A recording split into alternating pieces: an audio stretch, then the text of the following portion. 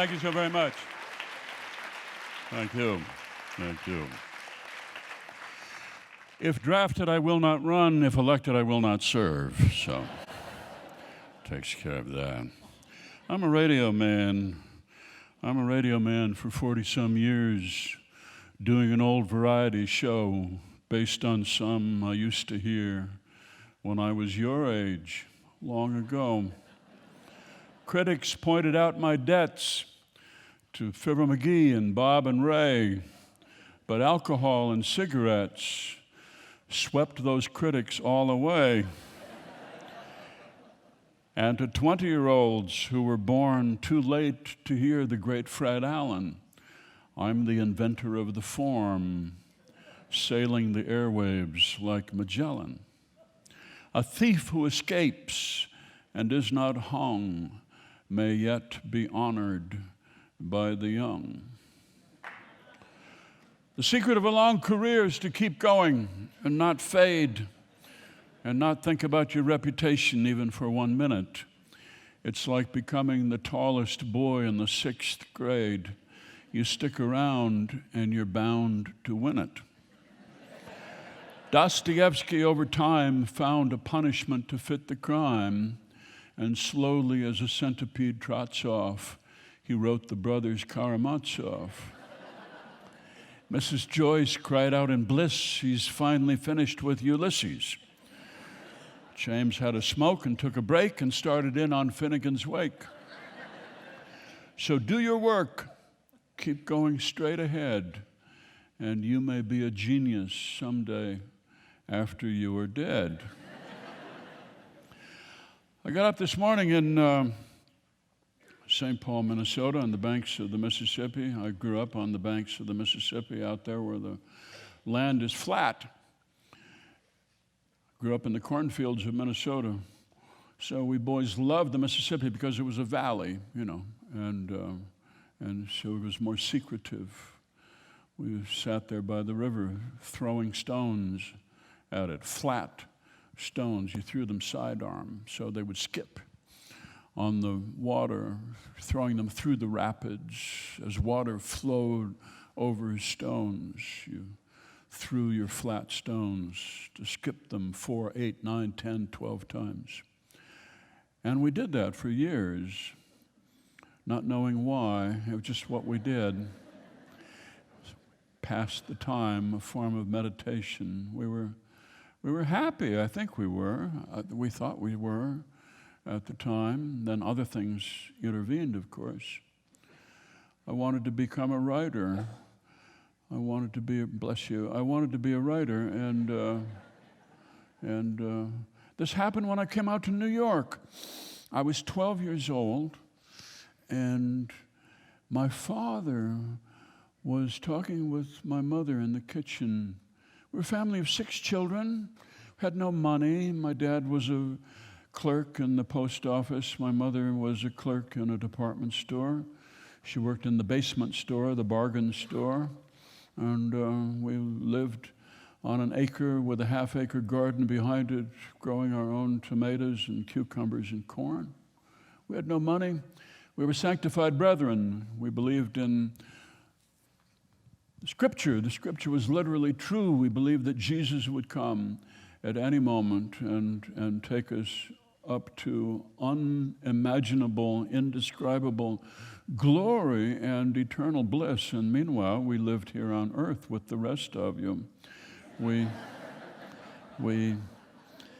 believed that we were on earth to serve the Lord and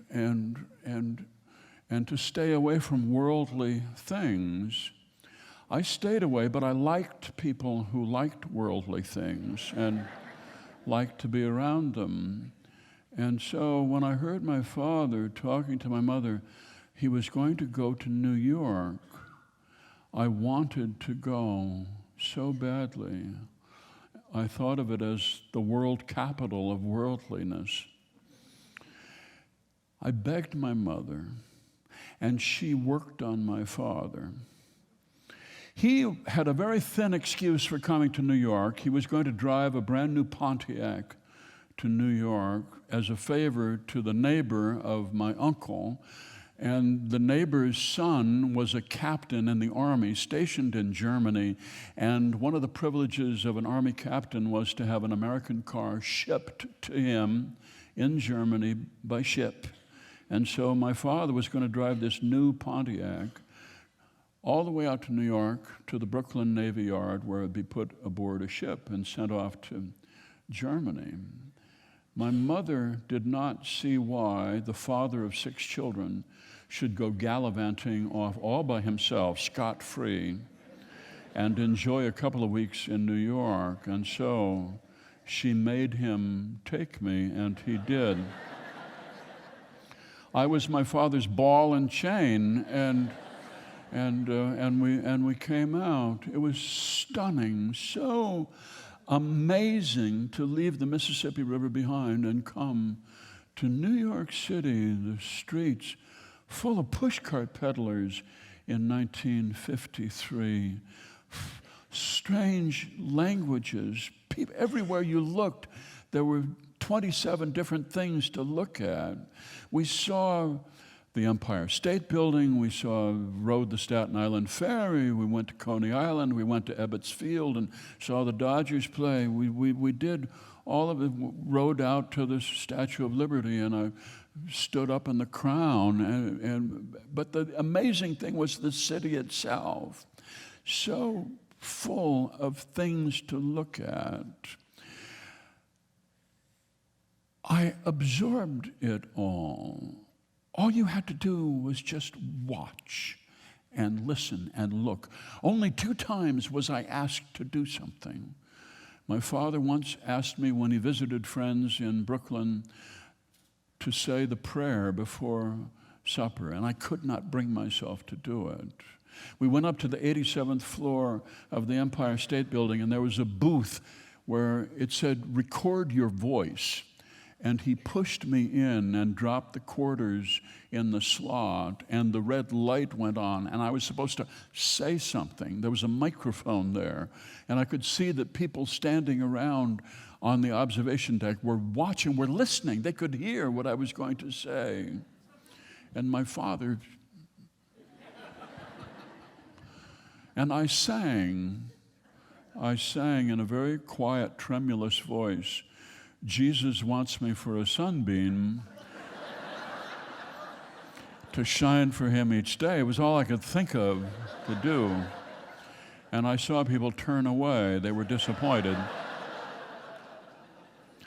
We stayed with his friends. My dad had been stationed in New York during the war. He was in the Army Post Office down there on 8th Avenue in the building with the big columns and the inscription on the top about snow and rain and sleet and dark of night, and staying these couriers from the swift completion of their appointed rounds. And he wanted to see these friends from back in his war days.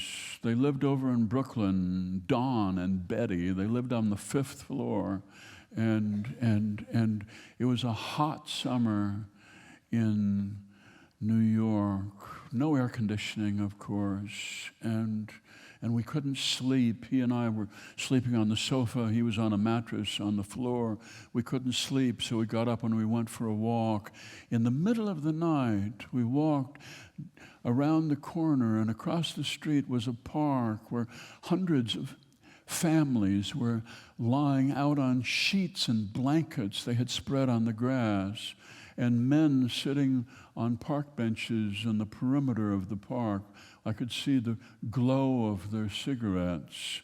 We went into a candy store. We got cream sodas, and we drank them sitting on the curb, and then went back up, walked up to the 5th floor and back to the apartment, and brought the mattress out and laid it on the landing of a fire escape, looking through grill work, 5 stories down, headlights going by below. You don't get to do that in Minnesota, ever.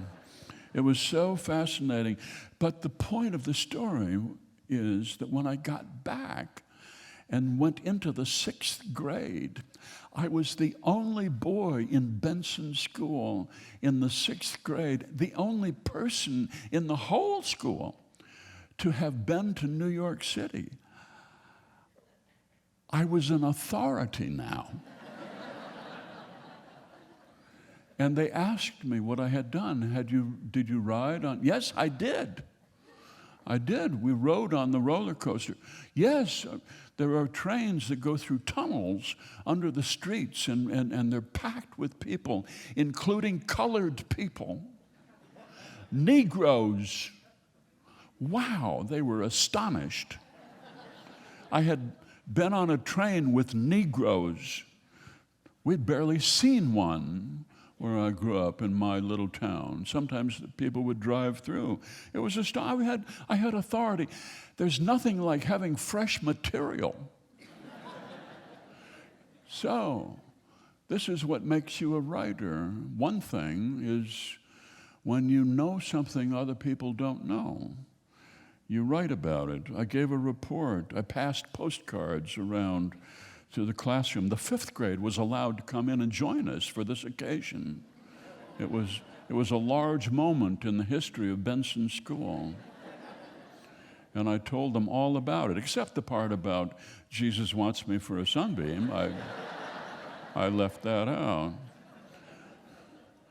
No, it was a beautiful, beautiful, beautiful experience coming to New York.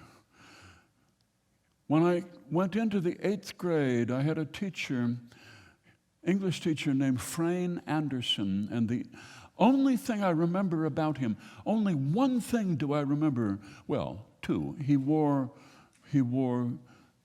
steel rim eyeglasses.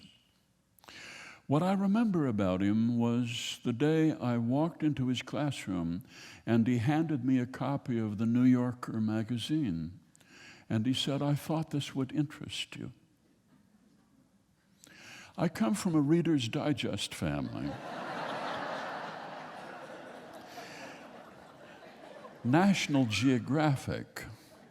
We were not a New Yorker family. I looked at it and I loved what I read. I loved everything about it. I mean, I did love the advertisements too. There were advertisements for Pan American Airways and flights to Asia and such a thing, and hand-woven baskets and French. What I really loved was the writing. A.J. Liebman and John Cheever was in it, and S.J. Perlman. And I read them over and over, and I became a lifelong fan of A.J. Grew up in New York and who wrote about New York lowlife and wrote about Louisiana and wrote about newspapers and wrote about France and wrote about World War II and boxing. He was a beautiful writer. I still have this magazine. 35 cents it cost, and on the cover is a drawing of a man, a farmer, who has a serving girl who is helping him get his boots off. And she has his left leg between her legs, and his right leg is planted on her rear end, and she is pulling off his boot with both hands. I could show it to you if I had it, but I still have it. And so that was my ambition then, to write for that magazine, an ambition so extravagant that I never told anybody about it. So that's my experience with New York. New York was the faraway place where when you went there, your senses were filled. All you had to do was be a blank piece of paper and just let it all print on you. You didn't have to say a thing or perform in any way. I woke up this morning in St. Paul thinking of coming to New York. The house was cold. There was ice on the window looking out on the Mississippi. I got out of bed. The floor was cold. I'm married to Nanook of the North, and she's very conscientious about this, and I got up and I cranked up the heat so I could take a shower. I got in the shower, and she walked in. She said, I saw the thermostat turned up to 82. She said, are we expecting elderly people for breakfast? Or? I said, well, the temperature was in the low 60s, so we compromised at 62, 63. It was nice getting up this morning. She looked at me in the shower, looked at me with interest, I thought. And after 20 years, that's always rewarding. She said, what are you going to do in New York at the 92nd Street Y? I said, I'm going to tell them that the reason we tell stories is stories are memorable. You can remember them. The same reason we write poems that rhyme and have meter, because they are memorable. Back in school, Miss Fleischman required us to memorize, when in disgrace with fortune in men's eyes, I all alone beweep my outcast state, and trouble deaf heaven with my bootless cries, and think upon myself and curse my fate. You will remember that for the rest of your life. You will have 14 lines in your head, beautiful lines, about the power of love to banish sorrow. The power of love. But thy sweet love remembered, such wealth brings, that I would scorn to change my lot with kings. This is worth carrying around in your head. You also have, there was a young couple named Kelly who were found lying belly to belly because in their haste they used library paste instead of petroleum jelly.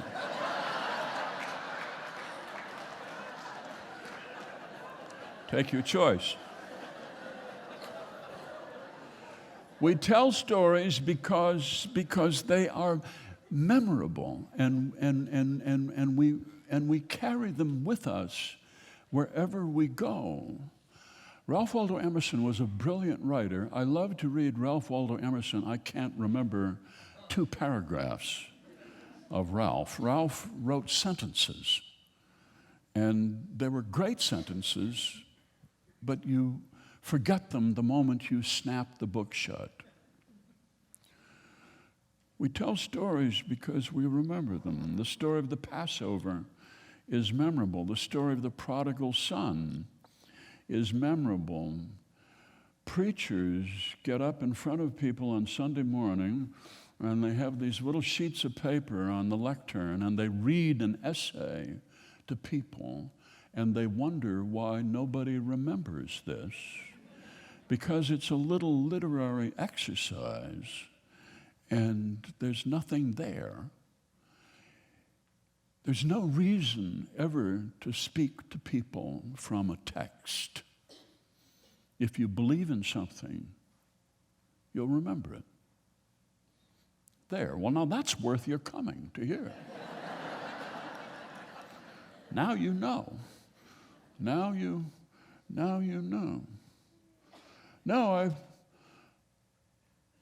I valued those poems a few years ago when I suffered a stroke. I had a stroke. I was at a friend's house for a party. It was on a fall afternoon. I just felt kind of woozy, and it felt as if there was a balloon expanding in my head, and I wasn't going to fall down, but I knew something was wrong.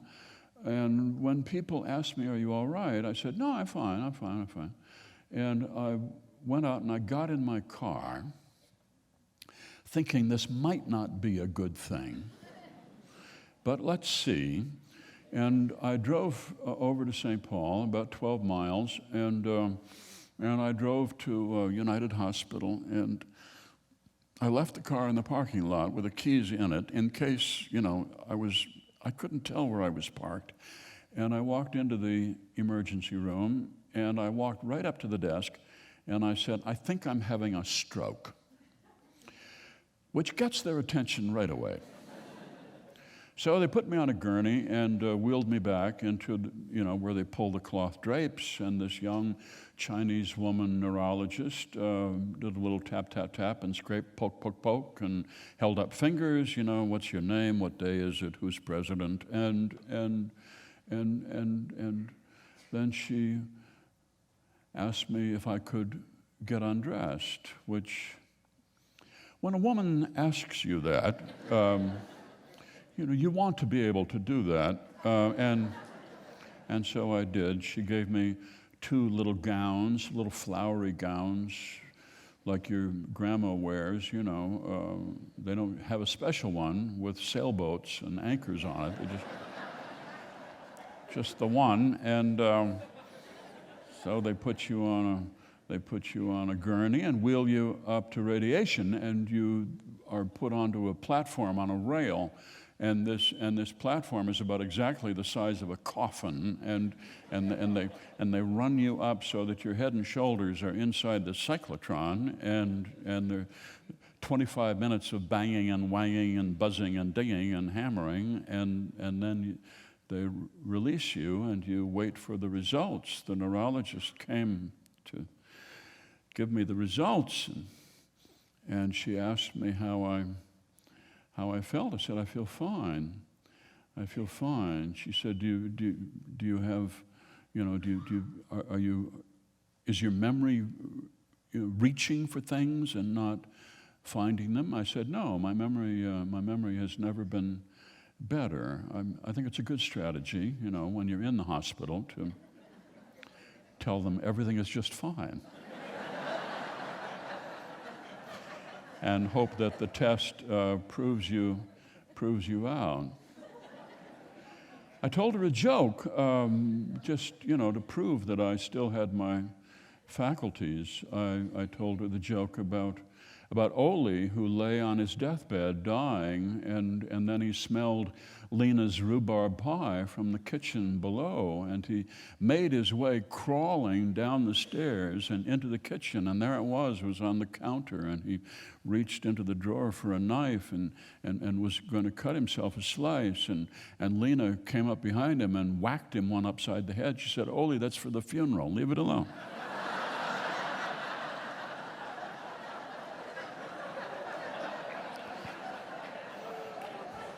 She thought this was a little perverse, I think.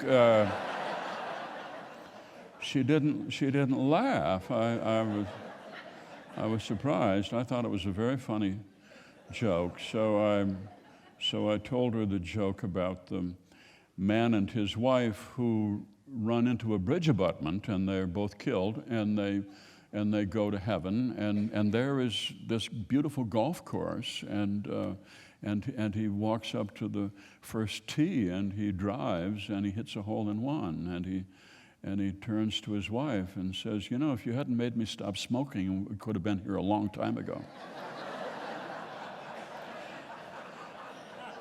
Well, she didn't think that was funny either. Maybe it was her training, maybe it was her cultural background, I don't know. But I told her my favorite joke, and she thought that was reasonably humorous. 3 men die on the same day, and they're ushered to the gates of heaven, and the angel of the Lord says, so, what's your story? What happened? You, sir? And the first man says, well, I came home from work, and I took the elevator up to the 21st floor at my condo, and I knew something was wrong. I heard sounds in the apartment, and I opened up the door, and my wife screamed, and she ran into the bathroom, locked the door, and I ran in, and there was man's clothing scattered around on the floor, and I went into the kitchen, and nobody in there, and I walked out on the balcony, and there he was hanging on to the balcony, and he was naked, and I stomped on his fingers, and he wouldn't let go. And then I went into the kitchen looking for a hammer, and I saw the refrigerator. I pulled the refrigerator out. It was on rollers, and I rolled it back and forth across his hands there until finally he let go. But then the refrigerator started to go over the edge, and I tried to catch it, and it went over, and I went with it. So that's how I came here. The angel of the Lord said to the second man, "So, sir, what happened?" He said, I came home from work, and I took the elevator up to my condo on the 22nd floor, and I was going to take a shower, and I took off my clothes, and then I decided to go out on my balcony because they were going to replace the railing, and they hadn't. And I went, and then I lost my balance, and I fell off my balcony, but I managed to catch myself on the balcony below. And I was hanging there, and then this maniac came out and was stomping on my fingers, and then he got a refrigerator, and he rolled it back and forth, and I couldn't hold on, and so I fell down. The angel of the Lord said to the third man, "So, sir." He said, "Well, I was inside this refrigerator."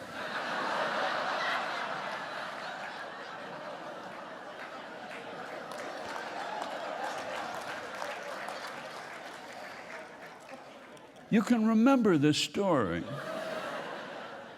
You can remember your own story. You can.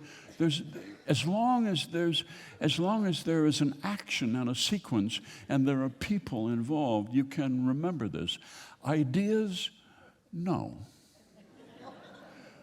This is what I've come to tell you here at the 92nd Street. Why? This is why we tell stories. I prize stories as I get older, and more I try to recover stories from my own past. I'm alarmed at large gaps back there. The MRI results came back, by the way. I left that off, that story. I didn't finish that story. She got the results back, and she showed me this murky map of my brain, this brainscape, and she pointed to where the blood clot had been fired by my heart up into the brain, and it landed in what neurologists call a silent part of the brain, which is a part where not much is going on, and which some people have more of than others, and kind of the Wyoming of the brain, and or the Iowa, I don't know.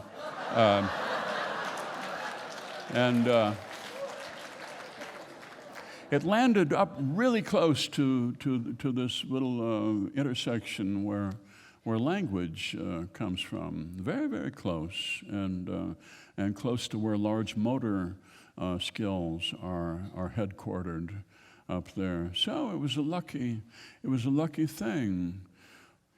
How can you feel fear as a result of a close escape like that? You feel tremendously fortunate, and I do. I wake up in the morning in St. Paul, Minnesota, and I feel enormously lucky. I'm finishing 42 years doing a radio show for which I have no aptitude whatsoever. The things that I had an aptitude for were things were lonely things, menial, repetitive work, dishwashing, parking cars, writing, the most menial job there is, to sit and write and rewrite and rewrite. And I was lonely, and I wanted to do something where I would have friends and companions, and so I went into radio. And you have a crew, you have stagehands, you have production assistants, you have musicians, you've got actors, all of these people. It's very, very sociable. It's a wonderful, wonderful line of work. Hard work, but, nonetheless. 42 years, so that's my great accomplishment, and especially coming from sanctified brethren people.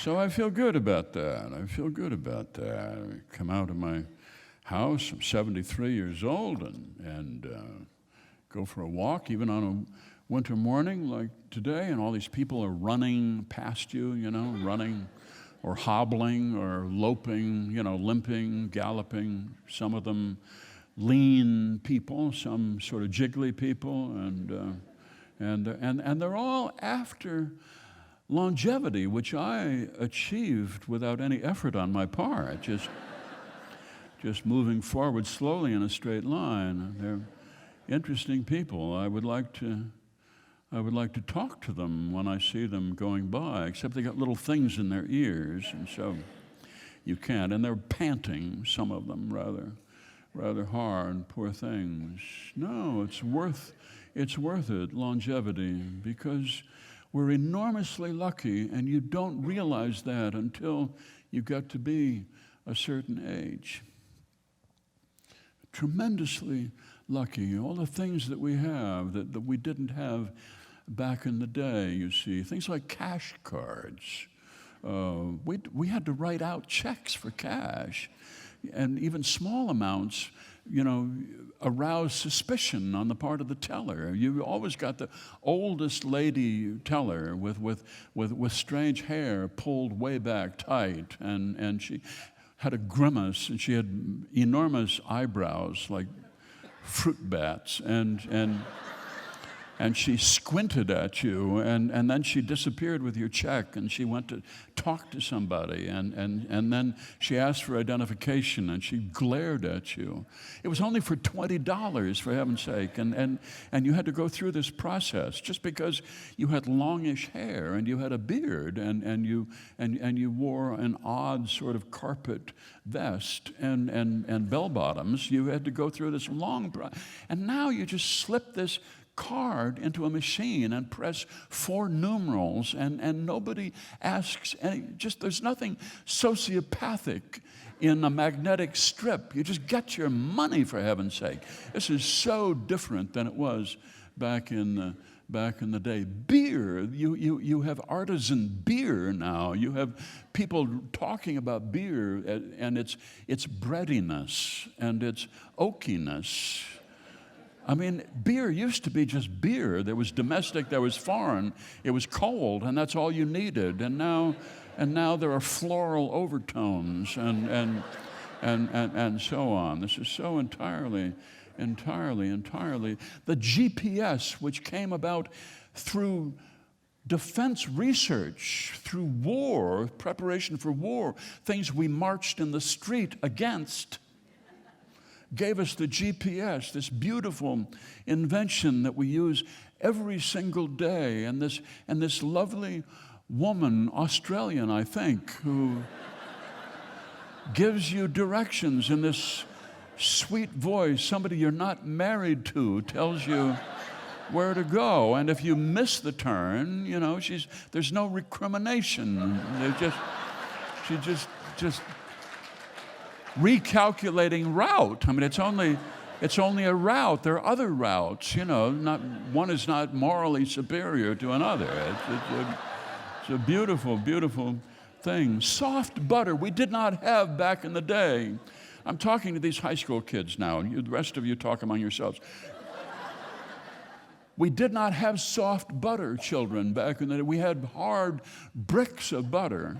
And you had to scrape these shavings of butter off it to put on your toast in the morning. And we did not have artisan bread back then. After your grandma died, there was no artisan bread, and so you had Wonder Bread, which was like Kleenex, and you toasted it in the morning, and you spread this hard shards of butter on it, and it ripped it to pieces, so that your day began with disappointment. And you just figured life was going to have a lot of problems in it for you. You couldn't even spread butter on something, for heaven. There were no grief counselors back in the day. Nowadays, they send grief counselors every time they have a test in school. I mean, they're helping kids. We were told to get over it, just get over it. You know, move on, move on. That's what they said to us. Now you have grief counselors that help you get through it. You get through it, you see. The schools are much more therapeutic than they used to be. We suffered back then in the days of cruelty. This was before Montessori. There was no such thing back in the day. All of that sweetness on the part of children, it didn't exist. Not out on the open prairie, it did not. Winter made them mean, and I had a nickname when I was in school. They called me Wiener, and I heard that a dozen times a day. It was very cruel, and I suffered from it. But there was no counseling for me. You know, you had to just bear with it. That's all. I still suffer from it today. There are a lot of triggers that set off this feeling of pain. Any reference to sausage of any kind or any elongated objects. Anyway, that's my problem, and I guess I should just get over it. Language is so different now. The synergy, words like that, transparency we didn't have back in the day. We didn't talk about it. It was a world of shadows, and we never expected to know everything, for heaven's sake. Totally. We never use the word totally. I hear my daughter use that all the time. She's 18. Totally. It was totally awesome. We would never use that. Everything was partial back in the day. Just sort of all right. And I liked parts of it, We were evangelical people, and so, we believed in the second coming. And when Jesus came down through the clouds, that would be awesome, of course. But, you wouldn't use the word awesome to refer to somebody's hair, just different. Individuality we have nowadays, all the names given I come from the age of Larry and Joanne and Susan, maybe. A few Sarahs, but mostly Joanne, Larry, Linda. That was pretty much it. Gary, Larry, Joanne, and Linda. Now you've got Ava, you've got Isabella, you've got Sophia, kids, little Lutheran girls in small towns in the Midwest with Mediterranean names. You have Benjamin and Noah and Jonah, all over, little Lutheran boys being, Jewish. And this is so different from the way that it used to be. Now it's a whole other world. We should be grateful. But we had stories. We had stories back in the day, especially if you grew up sanctified brethren, because they didn't have television. You shouldn't have television because that brought Hollywood right into the home, and that brought a tolerance of iniquity and brought in movies in which people drank and smoked. And so this made it seem normal, so we didn't have television. We had radio because you couldn't see the smoking and the drinking, but it was there. We didn't listen to dance music. There was no dancing, no movies, of course. So in place of it, there were stories. Your aunts took you aside and they told you your family history and how your family came from Yorkshire in 1774.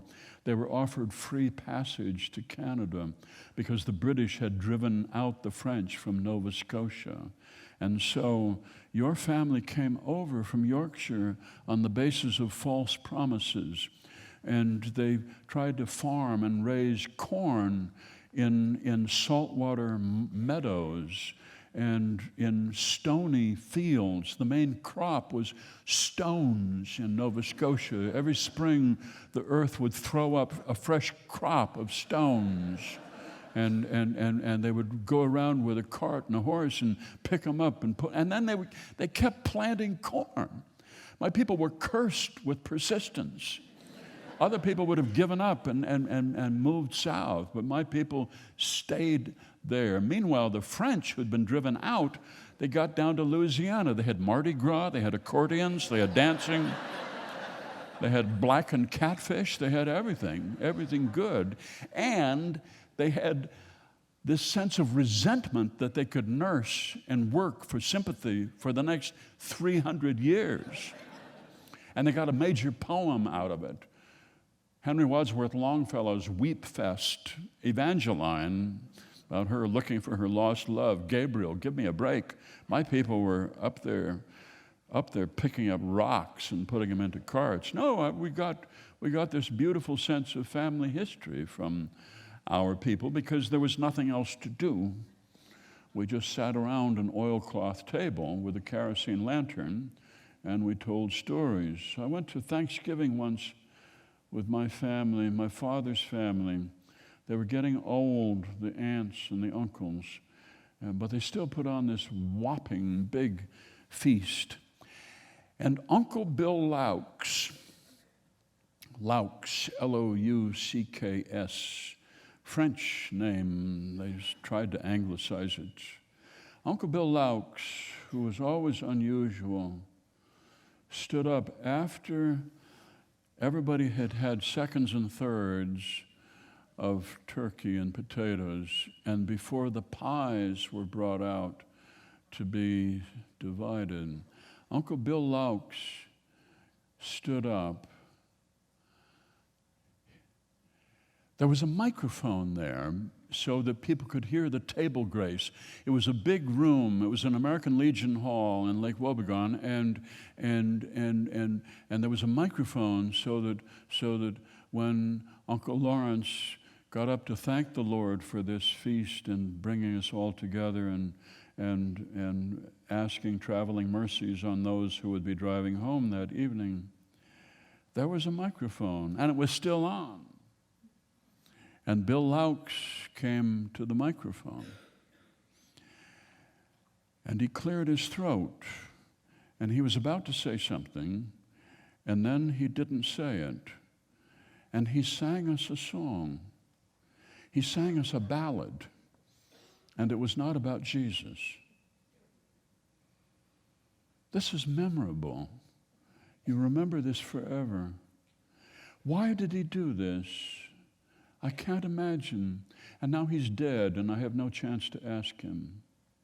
He was an entertainer, I think, and we were all just a little bit too placid and sleepy after the turkey. And he thought we needed something memorable, and he gave us that moment. And the song that he sang, I've remembered for all of these years. It fell upon a holy day, there's many in the year. Sergeant Musgrave went to church to see fine ladies there, and some were dressed in velvet red, and some in velvet pale. And then came Lord Barnard's wife, the fairest of them all. She cast an eye on Sergeant Musgrave, as bright as summer sun.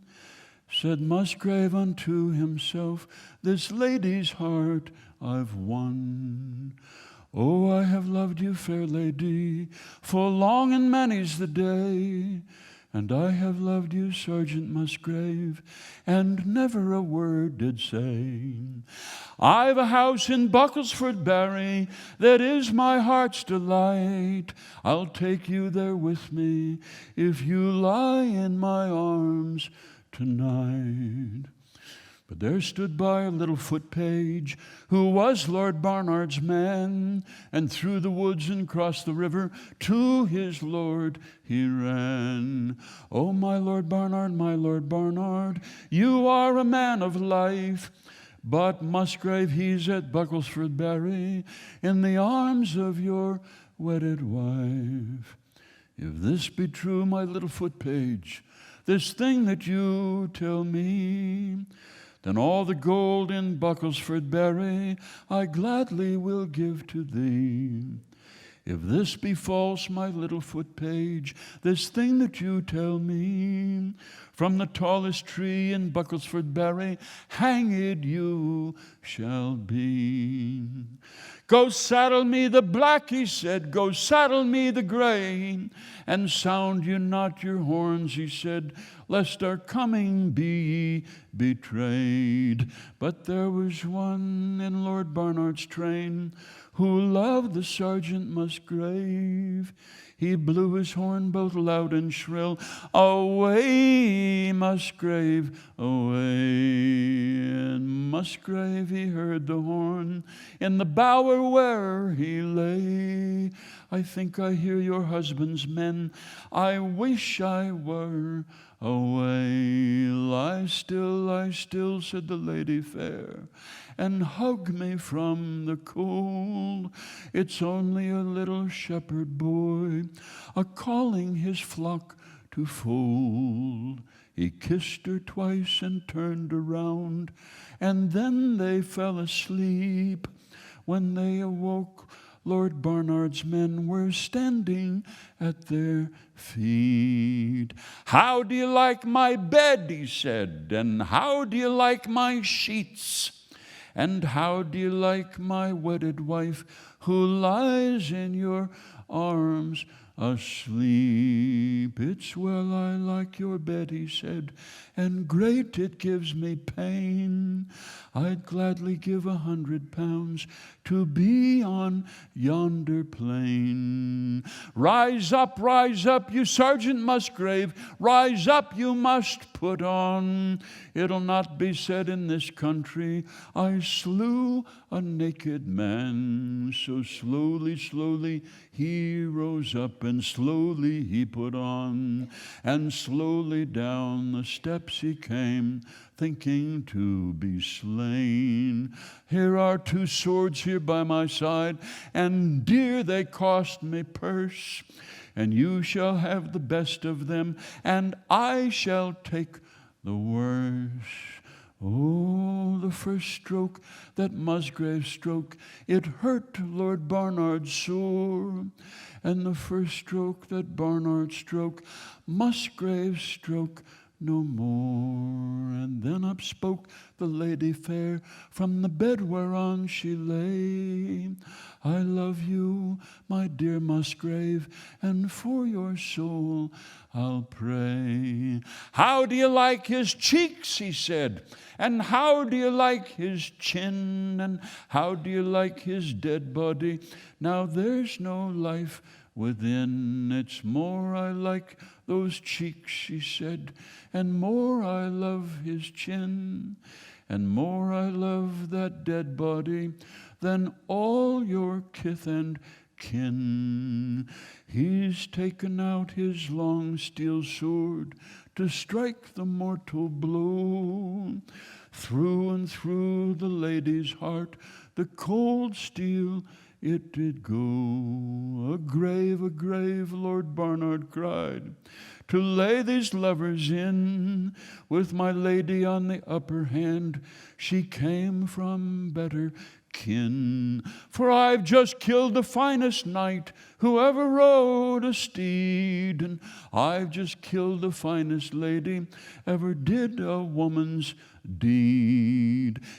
It fell upon a holy day, there's many in the year. Sergeant Musgrave went to church to see fine ladies there, and some were clad in velvet red, and some in velvet pale. And then came Lord Barnard's wife, the fairest of them all.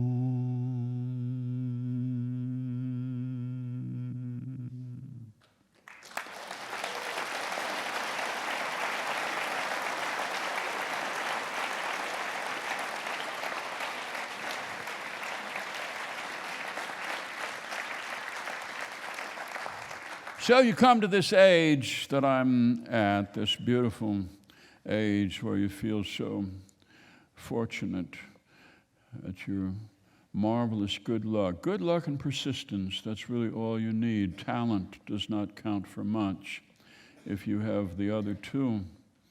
you come to this age and you wonder what you will leave behind, other than this mess on your desk. And you think a little bit about it. Radio, of course, is gone the moment you finish it and the red light goes out. It's all vanished. It's gone away. Books sit in the deep basements of libraries, unread books by great authors. It's so sad. Don't ever go down into the bowels of your library. You'll be grievously disappointed to see all the wonderful things down there that nobody will ever look at again. So I think about this. I've written a number of novels because I was an English major and it was my obligation, to climb that mountain, or in my case, that low hill. And I did. But if I look at them now, I see whole big swatches of them that I wish I could remove, rewrite, take away.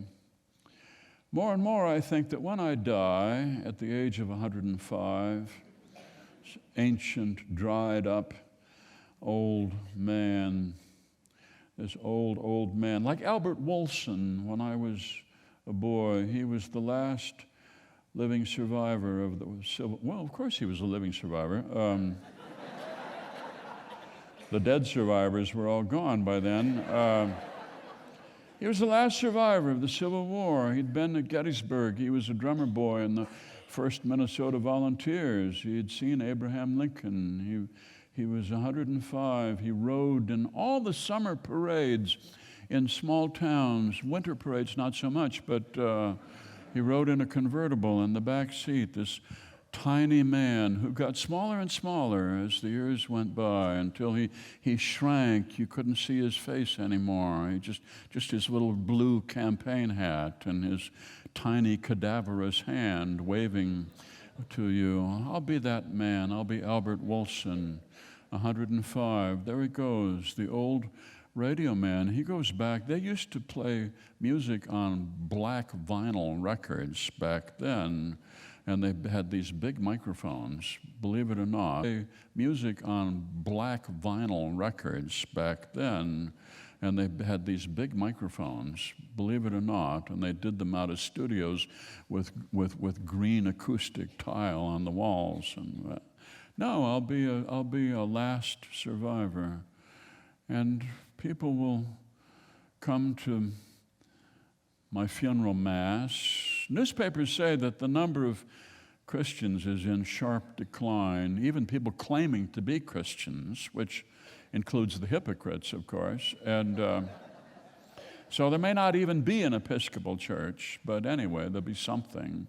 And I will not worry about that. I will go on, to whatever follows. Either I will find out that there is a life after, or I will not find out that there is not, either one.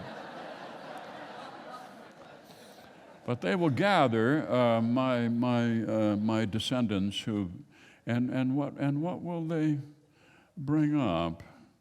I believe that what they will remember me for are limericks. With a limerick, perfection is possible. 5 lines, iambic pentameter, A, rhyme scheme. Perfection is not possible in radio, not even anything close. Not in a novel either. I'm not aware of a perfect novel. I liked War and Peace, but it's been a long time, But with a limerick, perfection is possible. And so, when I'm gone, I hope some 6th grader has Googled me and found some limericks. And that would be good enough for me. If a boy would stand up and recite a few things by heart. You should be able to remember a limerick, shouldn't you? I would think so. I used to do avant-garde dance with a blowtorch, blue paint, and no pants, which some people guessed was genius and the rest left quickly when given the chance.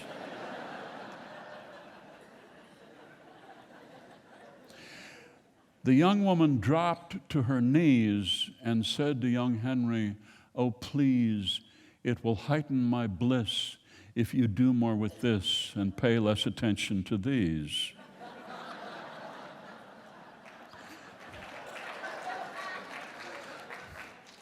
Sometimes you get a joke on your way home, you know? It comes to you later. It's even funnier when that happens, actually.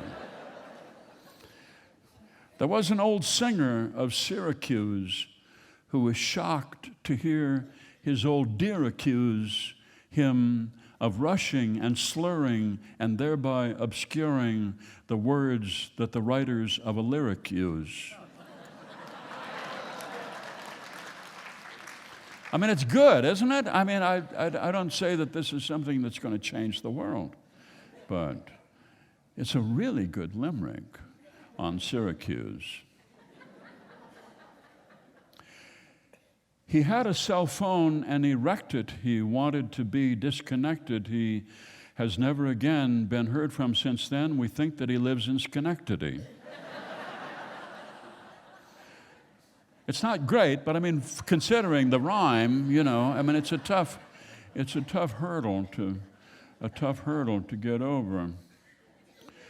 The young fellow answered the ad and was hired and cried, "I'm so glad to be given this chance. I could pee in my pants," and they looked and they saw that he had.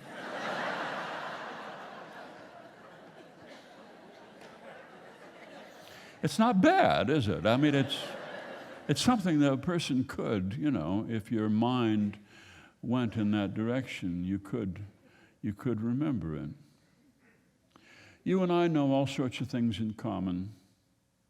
I hope this will always be true in America. I have hope for the future.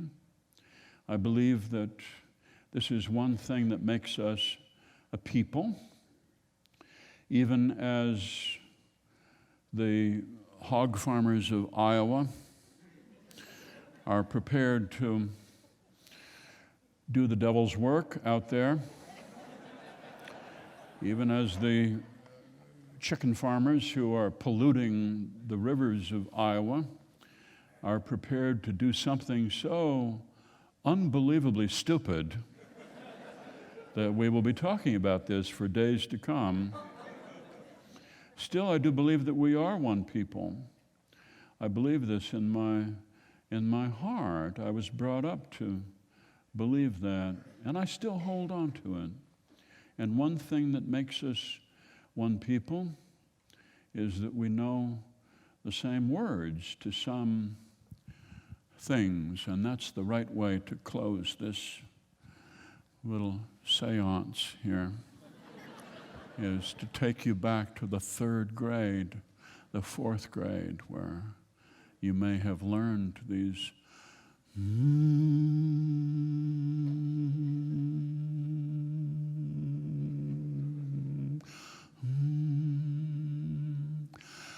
My country, 'tis of the sweet land of liberty. Of thee I sing, land where my fathers died, land of the pilgrim's pride. From every mountainside let freedom ring. Oh, beautiful for spacious skies, for amber waves of grain, for purple mountains, majesty above the fruited plain. America, America, God shed his grace on thee and crown thy good with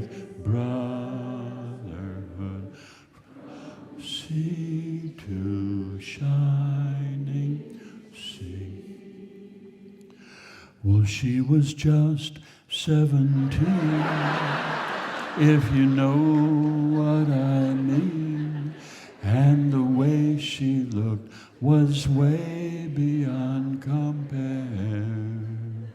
How could I dance with another when I saw her standing there? Irene, good night.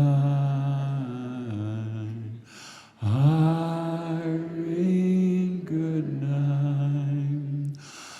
Good night, Irene. Good night, Irene. I'll see you in my...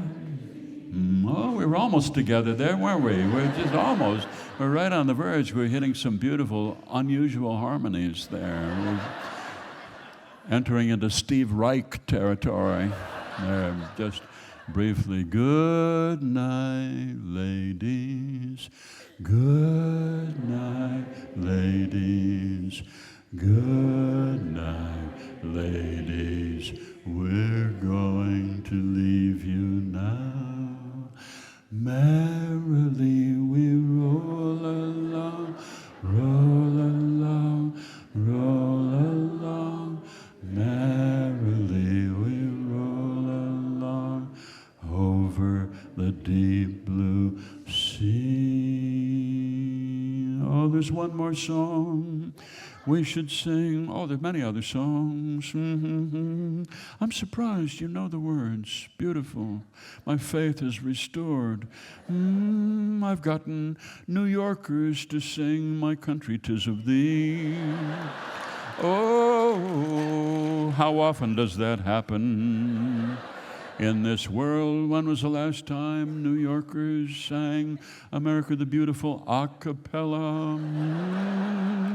Oh, give me a home where the antelope roam, when the deer and the antelope play, where seldom is heard a discouraging word, and the skies are not cloudy all day.